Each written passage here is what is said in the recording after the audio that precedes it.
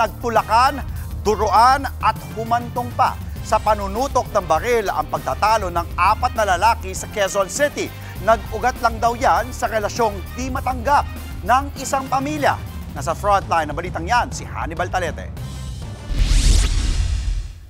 Huwebes ng madaling araw nang masapul sa video ang lalaking nakamotorsiklo na yan sa tapat ng kanyang bahay sa Barangay Holy Spirit, Quezon City.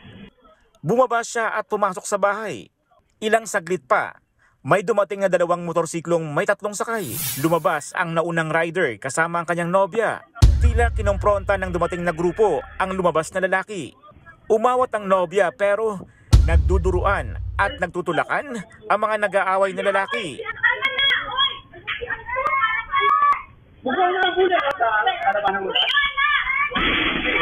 Sa isang punto, natumba pa nga ang babae nang hawiin siya ng kanyang boyfriend.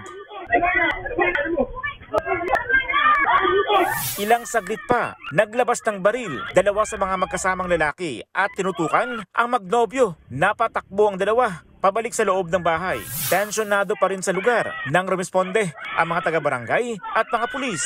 Inaresto nila ang mga nanutok ng baril. Lumalabas na kamag-anak ng babae ang isa sa mga sumugod at kaibigan ng babae ang 2 pang kasama. Base po dun sa pagtanong-tanong natin doon sa complainant, ay ayaw po ng pamilya nila dun sa boyfriend po ng pamangkin nila.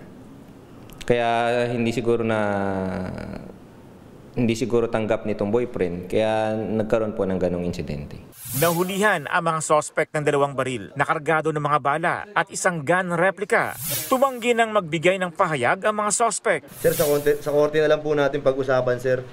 Mahaharap ang 3 suspect, patong-patong na reklamo kabilang na ang grave threat, physical injury at paglabag sa Comprehensive Firearms and Ammunition Regulation Act. Nagbabalita mula sa frontline, Hannibal Talete, News 5. Mga kapatid, Andre Felix po, manatiling may alam pagdating sa mga mahalagang balita sa loob at labas ng bansa. Mag-follow at mag-subscribe na po sa social media pages ng News 5.